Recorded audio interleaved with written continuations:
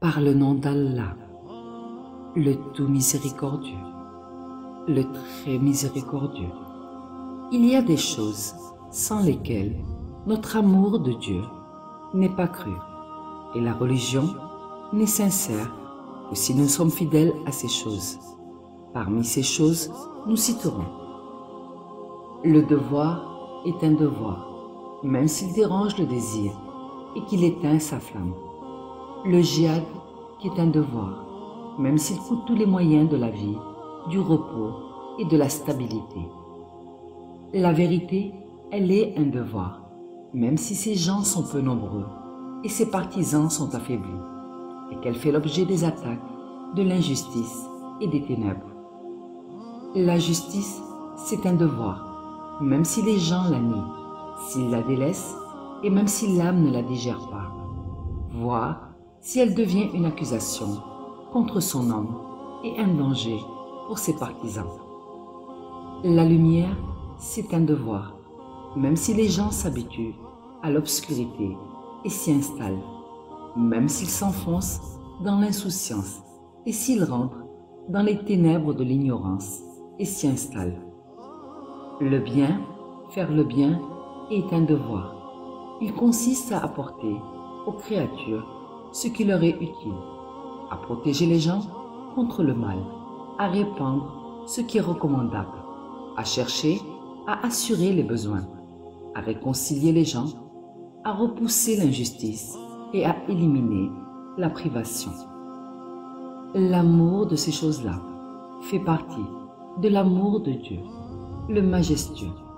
Ce sont des repères qui dirigent et des phares qui éclairent la guidance.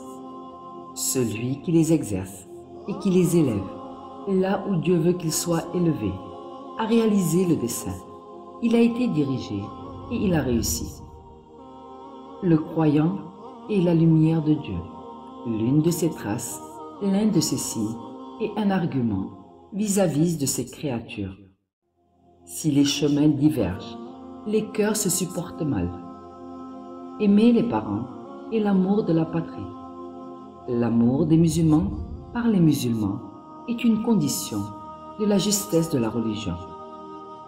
La religion est le mode de vie, le système de vie, l'image de la conduite, la nature du comportement. Ce sont des choses qui s'appuient sur une culture déterminée. Celui dont la culture est islamique vit une vie islamique. Son caractère et sa conduite en sont empreints. Il s'en inspire dans le choix de son chemin.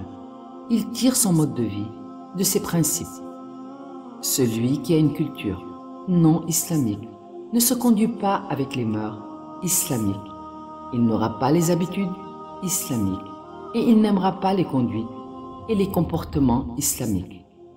Même s'il prie, s'il jeûne, s'il va en pèlerinage ou s'il va au djihad. La religion est la rectitude, et la rectitude n'est que la soumission à Dieu. C'est là une chose qui n'est assurée que par la culture qui inspire l'action de l'homme et ses efforts, son djihad et ses pratiques. Si la raison devait produire la religion, la vie terrestre aurait été immortelle, les comptes à rendre immédiats et la rétribution à la surface de la terre.